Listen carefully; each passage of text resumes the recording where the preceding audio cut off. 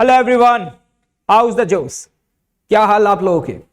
आज का ये वीडियो मेरे प्यारे उन स्टूडेंट्स के लिए है जिनके 12th के बोर्ड एग्जाम्स जस्ट अभी ओवर हुए हैं और एग्जाम ओवर होने के बाद अब उनके दिमाग में सबसे बड़ा कंफ्यूजन कि अब अगले 20 दिन क्या करें, क्योंकि पिछले 40 से 50 दिन से आप लोगों का पूरा फोकस बोर्ड एग्जाम्स पे था। और मैं समझ सकता हूं कि बोर्ड एग्जाम के लिए जो स्ट्रेटेजी थी that was entirely different from the JEE mains exam. 20 दिन सेकंड अटेम्प्ट, फर्स्ट अटेम्प्ट में बहुत अच्छा परफॉर्म नहीं कर पाए, प्रेशर बहुत ज्यादा है। अब समझ नहीं आ रहा कि 20 दिन में ऐसा क्या करें जिससे कि हमारा सेकंड अटेम्प्ट में जो परफॉर्मेंस है वो इंप्रूव हो जाए। और इसी के साथ सबसे बड़ा चैलेंज जो इस समय आप लोग फेस कर रहे हैं वो पता है क्या है। आपके दिमाग में there are the multiple thoughts which are striking continuously। मुझे पता है कि आप में से कुछ लोग इस समय ये सोच रहे हैं कि यार 20 दिन में मैं कुछ एक्स्ट्रा ऑर्डिनरी तो परफॉर्म नहीं कर पाऊंगा, चलिए ड्रॉप का प्लान करते हैं। क्या आप ऐसा सोच रहे हैं? कुछ लोग ये सोच रहे हैं कि यार पढ़ा हुआ तो काफी कुछ है, 11th का एंटायर सिलेबस, 12th का एंटायर सिलेबस, इतना बड़ा सिलेबस, कहां से शुरुआत की जाए, क्या पढ़ूं क्या ना पढ़ूं, क्या पीवाईक्यूज को सॉल्व करूं, क्या क्लास नोट्स सॉल्व करूं, क्या सिर्फ इंपॉर्टेंट फॉर्मूला पढ़ूं, क्या यूट्यूब पर जाकर के वन शॉट वीडियोस देख लूं। ये सब चल रहा है क्या? अगर ऐसा चल रहा है तो एक बार कमेंट बॉक्स में लिख करके बताइए कि आप क्या सोच रहे हैं। वैसे मैं आपको बता दूं कि आज के इस वीडियो में मैं अब जो बताने वाला हूं आप नेक्स्ट 20 डेज तक प्लीज उसे फॉलो करिए। अपना दिमाग बिल्कुल भी मत लगाइएगा। आप अपना दिमाग ऑलरेडी बहुत लगा चुके हैं और अगर आप अपने दिमाग के हिसाब से चलेंगे ना तो उससे क्या होगा, आप रैंडम एफर्ट्स करेंगे और रैंडम एफर्ट्स करने से क्या होगा, आप हर दिन प्लानिंग तो बहुत जबरदस्त करेंगे लेकिन जब एग्जीक्यूशन की बात आएगी तो वो एग्जीक्यूशन उतना प्रॉपर नहीं होगा और इस तरीके से आप अपने ये 20 दिन भी बर्बाद कर देंगे। और आप एक बात जानते हैं कि किसी भी खेल में आखिरी के जो मोमेंट्स होते हैं ना वो बहुत इंपॉर्टेंट रोल प्ले करते हैं। अगर मैं T20 मैच की बात करूं तो पहले 15 ओवर ये डिसाइड नहीं करते ये जो मैच है ये कौन सी टीम जीतने वाली है। आखिरी के 5 ओवर ये डिसाइड करते हैं कि ये मैच किस टीम के पास जाने वाला है, मतलब कौन सी टीम इस मैच को जीतने वाली है। मतलब आखिरी का ये जो क्षण आपके समय है ये आपके लिए काफी ज्यादा इंपॉर्टेंट। आप इस समय इस तरीके से गिव अप नहीं कर सकते, इस तरीके से रैंडमली कुछ भी नहीं पढ़ सकते। इस समय आपको बहुत ही स्ट्रांग स्ट्रैटेजी और प्लानिंग के साथ पढ़ना पड़ेगा और वो प्लानिंग मैं आज इस वीडियो में बताने जा रहा हूं। तो अगर आपने उस प्लानिंग को सिंसियरली फॉलो कर लिया तो यार इतना तो मैं आपसे गारंटी के साथ बोल सकता हूं कि आज आप जिस स्थिति में हो, जिस स्टेज पर हो, डेफिनेटली आप उससे अप जाओगे और आप अपने जेईई मेंस के सेकंड अटेम्प्ट में बहुत ही शानदार परफॉर्म करके आओगे। तो पूरी स्ट्रैटेजी को समझने के लिए इस वीडियो को एंड तक जरूर देख लेना, क्योंकि आप भी जानते हैं इनकम्प्लीट नॉलेज जो है ना वो लाइफ के लिए सबसे ज्यादा डेंजरस होती है कि थोड़ा सा सुना निकल गए, आधी बातें फॉलो करी, आधा अपना मन का कर रहे हैं। या तो तुम अपने मन का करो या जो मैं बोल रहा हूं उसको करो, किसी एक चीज को स्ट्रिक्टली फॉलो करो और अपने मन का करना है करो, कोई दिक्कत नहीं है, स्किप करके जा सकते हो। लेकिन अगर अब मेरी बातों को सुन रहे हो तो मेरी बातों को सिंसियरली फॉलो करना है, ये वीडियो को देखने की शर्त है। ठीक है भाई, सुनो अब ध्यान से। 12th बोर्ड एग्जाम दिया तो इसकी वजह से 12th का सिलेबस हमारे टच में है, मतलब 12th के जो टॉपिक्स हैं उनमें हमें थोड़ा ज्यादा कॉन्फिडेंस है। जैसे अगर मैं फिजिक्स की बात करूं तो फिजिक्स में लाइक इलेक्ट्रोमैग्नेटिज्म, मॉडर्न फिजिक्स, ये सारे टॉपिक्स अभी हमने लेटेस्ट में बोर्ड एग्जाम्स दिए हैं तो डेफिनेटली हमने एनसीईआरटी को फॉलो किया होगा, अपने क्लास नोट्स को पढ़ा होगा, तो ये टॉपिक्स हमारे टच में है। लेकिन 11th जो है वो हमारे टच में नहीं है। अब सवाल ये है कि 12th पे फोकस करूं या 11th। सुनेगा ध्यान से।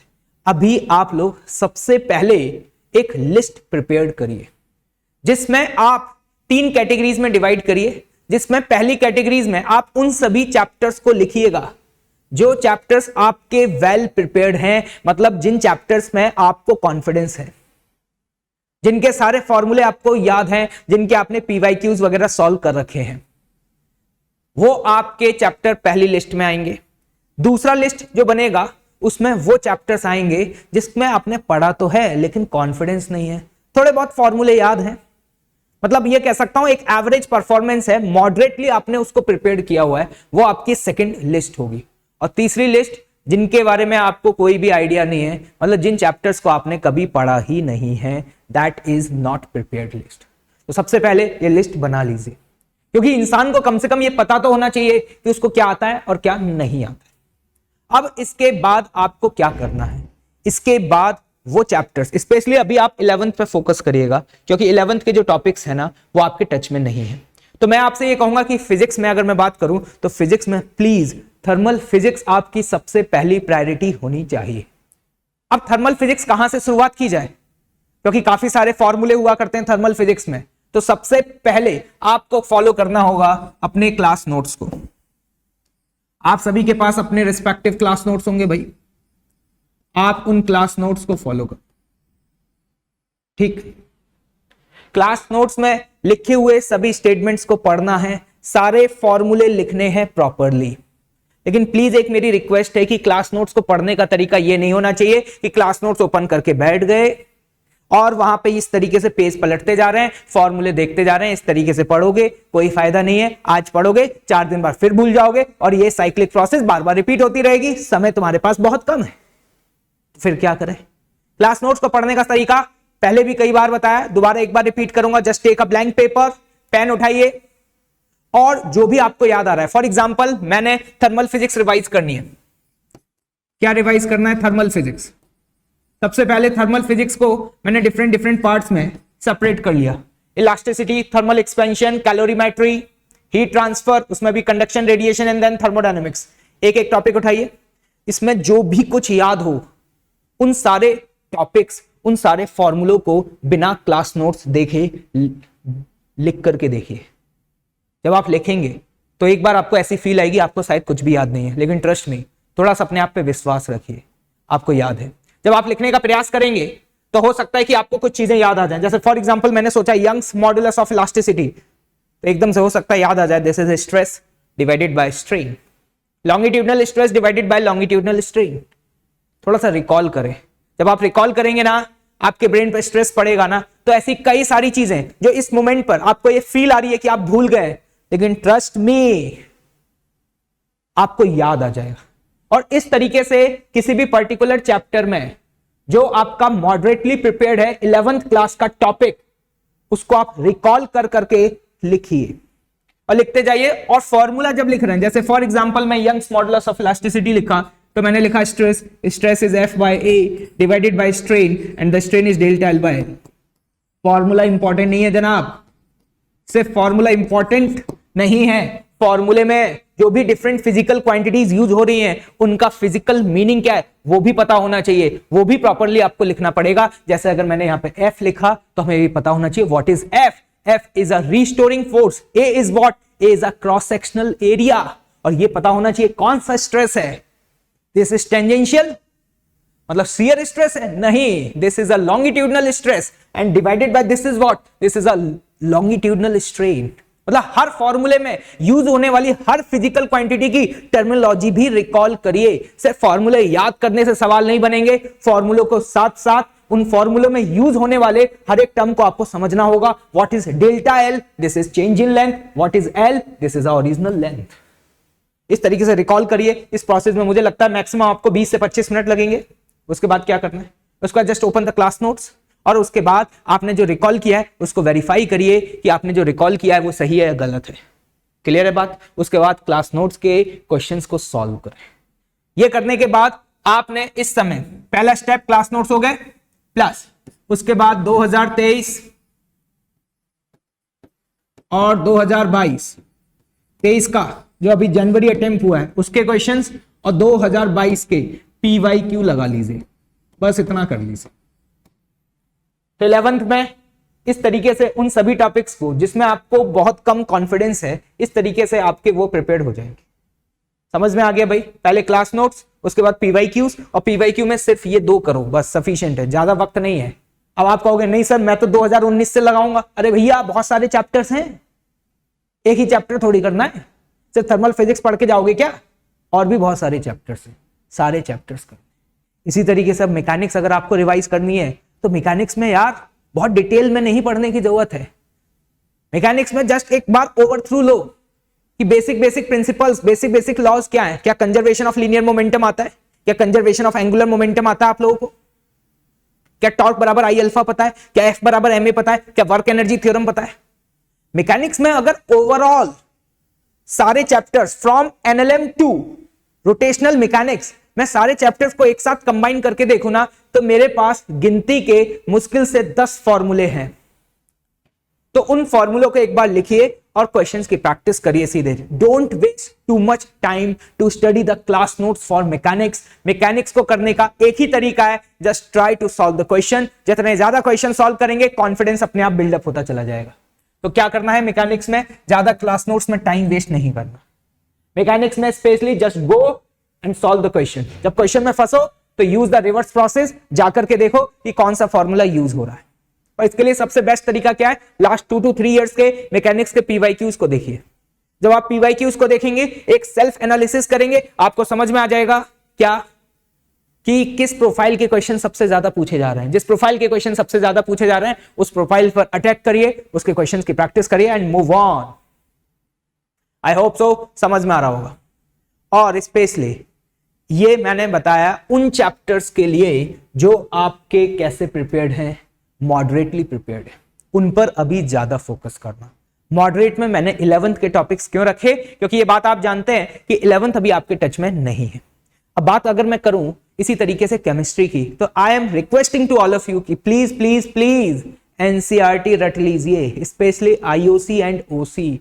लास्ट 3 to 4 ईयर से एक बहुत ही कॉमन ट्रेंड देखा जा रहा है कि डायरेक्ट क्वेश्चन एनसीईआरटी से पिक करके पूछे जा रहे हैं। अभी आप लोग बोर्ड एग्जाम दे करके ओवर हुआ है, एनसीईआरटी के कई सारे टॉपिक्स आपके टिप्स पर होंगे, लेकिन मैं फिर से रिक्वेस्ट कर रहा हूं कि 11th के टॉपिक्स के लिए भी एक बार एनसीईआरटी को जरूर रेफर करिए। और वहीं अगर मैं मैथ्स की बात करूं तो मैथ्स में जो चैप्टर्स हाई वेटेज टॉपिक्स हैं लाइक वेक्टर्स, 3D और इसके डिटर्मिनेंट, मैट्रिक्स, कोऑर्डिनेट ज्योमेट्री, इन सब चीजों को आप पहले कर लीजिए। इन सारे चैप्टर्स को आप पहले कंप्लीट करिए, ठीक है? तो मॉडरेट वाले चैप्टर्स पहले हो जाएंगे, क्योंकि जो चैप्टर्स आपके बहुत अच्छे से प्रिपेयर्ड है ना, उनको आप लास्ट के मोमेंट में भी कर सकते हैं, लास्ट के 7 डेज में भी कर सकते हैं। लेकिन वो चैप्टर जो आपने पढ़े हुए हैं, लेकिन जस्ट बिकॉज कि आप रिवीजन नहीं कर पाए, काफी लंबे समय से आपने उन चैप्टर्स को नहीं देखा, उसकी वजह से वो फॉर्मूले आपको याद नहीं आ रहे, तो उस पर एक बार नजर मार लीजिए। और यार फिजिक्स में एक बात बताता हूं, प्लीज ट्राई कि आपका पूरा सिलेबस कंप्लीट रहे। और मुझे उम्मीद है कि आप में से मोस्ट ऑफ द स्टूडेंट्स का सिलेबस कंप्लीट होगा। अगर मान लीजिए अभी भी कुछ ऐसे चैप्टर हैं जिसमें आपने कुछ भी याद नहीं आ रहा, तो मैं आपसे कहूंगा कि प्लीज प्लीज प्लीज उसके लिए आप एक बार जो इंपॉर्टेंट फॉर्मूले है ना, उन पर नजर मारकर जरूर जाइए, क्योंकि फिजिक्स का पेपर बहुत आसान आ रहा है। लास्ट 2 to 3 ईयर से देखा गया डायरेक्ट फॉर्मूला बेस्ड क्वेश्चंस आ रहे हैं, तो फॉर्मूलों को अपने टिप्स पे रखिए, फॉर्मूले पे बेस्ड सारे क्वेश्चंस को सॉल्व करिए। जैसे फॉर एग्जांपल किसी का वेव्स, मान लीजिए उसने अच्छे से नहीं पढ़ा, क्या वेव्स ऑन अ स्ट्रिंग और साउंड वेव। अब एक तो तरीका छोड़ दो, क्योंकि ये ऐसे चैप्टर्स हैं इनको पढ़ने में टाइम लगेगा। एक तरीका क्या है, इनके पीवाईक्यूज देखो। जब आप पीवाईक्यूज देखेंगे तो आप ऑब्जर्व करेंगे कि वेव ऑन अ स्ट्रिंग में मोस्ट ऑफ द क्वेश्चन जो है ना, वो एक ही टॉपिक से आ रहे हैं, और वो पता है क्या है? Velocity of sound, velocity of wave on a string, मतलब square root of T by mu फॉर्मूले पे लगातार क्वेश्चन पूछे जा रहे हैं। तो ऐसे ऐसे जो इंपॉर्टेंट फॉर्मूले एक बार नजर मारिए। साउंड वेव पूरा मत पढ़िए, डॉपलर्स इफेक्ट पे देखिए, एक सिंगल सा फॉर्मूला है और उस पर आपसे भर भर के सवाल पूछे जा रहे हैं फिर भी। तो इस एनालिसिस को समझिए। तो जो चैप्टर्स आपके बहुत अच्छे से प्रिपेयर्ड नहीं है, एक बार फॉर्मूले पर नजर मारिए और जल्दी जल्दी बेसिक सिंपल क्वेश्चन कर लीजिए, क्योंकि अगर आपने सिलेबस कंप्लीट कर लिया तो डेफिनेटली आप बहुत अच्छा परफॉर्म करने वाले हैं। गिव अप नहीं करना है, मैदान में आखिरी दम तक लड़ना है। इस बात को अपने जहन में बिठा लीजिए। मेरा सिलेक्शन होगा या नहीं होगा, मैं अच्छा परफॉर्म करूंगा या नहीं करूंगा, मेरा सेकंड अटेम्प्ट में क्या रैंक आएगा, कितने मार्क्स आएंगे, कितना कट ऑफ जाएगा, प्लीज इन सब चीजों को साइड में कर दीजिए।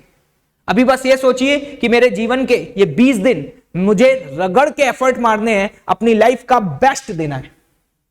मतलब 20 दिन बाद जब पीछे मुड़कर देखो ना, तो मुझे ऐसा लगे कि ये मेरी लाइफ का बेस्ट है, इससे ज्यादा एफर्ट में मार नहीं सकता था। वो है ना, वो लाइफ का सबसे बड़ा सुकून है। और उसके बाद डेफिनेटली मैं आपको बताने जा रहा हूं कि आप बहुत अच्छा करेंगे। तो wish you all the best of luck. लगे रहिए, एफर्ट मारते रहिए, रिकॉल कर करके लिखिए, क्लास नोट्स पढ़िए, पीवाईक्यूज को सॉल्व करिए, जो चैप्टर हाई वेटेज है उनको पढ़िए, और फिजिक्स में please I am requesting again कि कोशिश करिए कि कम से कम फॉर्मूले पढ़ करके जरूर जाएं। क्लियर है? Thank you so much.